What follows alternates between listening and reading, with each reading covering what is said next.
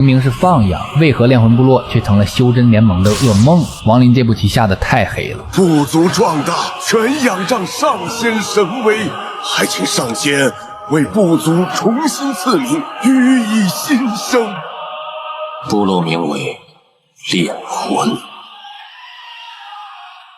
说实话，每次重刷仙迹读到炼魂部落称霸妖灵之地这一段，我都觉得挺荒谬。你想想王林是什么人？那是出了名的王八子，无利不起早。他对炼魂部落起初就是个渣男心态，把人家当工具人，想找免费劳动力修他的10亿尊魂幡罢了。但谁能想到，就是这么一个被他常年放养，甚至差点被当成耗材的部落，最后竟然成长为了让整个修真联盟都忌惮的9级修真国。很多人觉得这全靠猛将13或者是主角光环，但在我看来，事情没那么简单。如果不把这段剧情掰碎了看，你根本发现不了王林在离开前到底布下了一个多么恐怖的局。咱们先看王林怎么做的。他发现这个部落天赋高，忠诚度极高后，确实动了心思，想下一颗贤棋。于是他把杂物甩给欧阳华。欧阳华，今后部落若遇危险，不用此景与我传音。晚辈定不辱使命。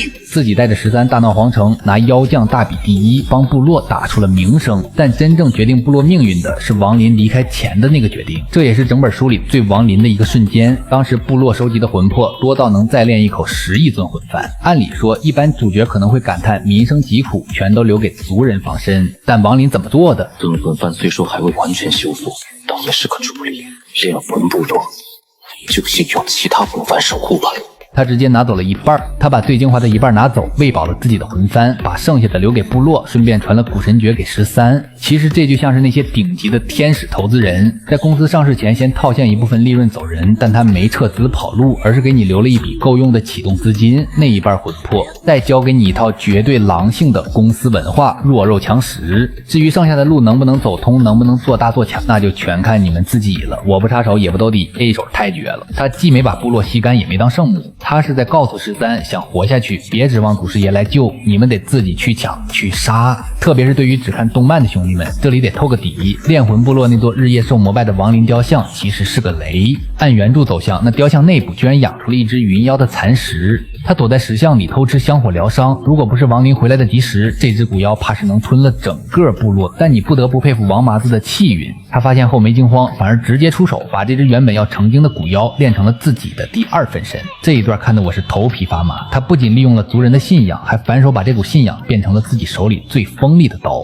这哪里是修仙，这分明就是一场豪赌。亡灵这一走，炼魂部落彻底疯了，没了老祖压着13彻底放飞自我，3个月吞并周边100年，干翻火妖郡500年，统一妖灵之地。到了后期，13更是带着100万魂幡大军征战36个星域，连搞后勤的欧阳华都混到了问鼎期。等到很久以后，亡灵再次回归，看着那个曾经依附他的小部落变成庞然大物。书中写他眼眶微红，大家别忘了，这可是杀人如麻的亡灵啊！他为什么会感动？我觉得这不仅仅是对家的渴望，更是一种深入骨髓的孤独感得到了释放。几千年来，他父母双亡，举世皆敌，一直是一个人在逆天而行。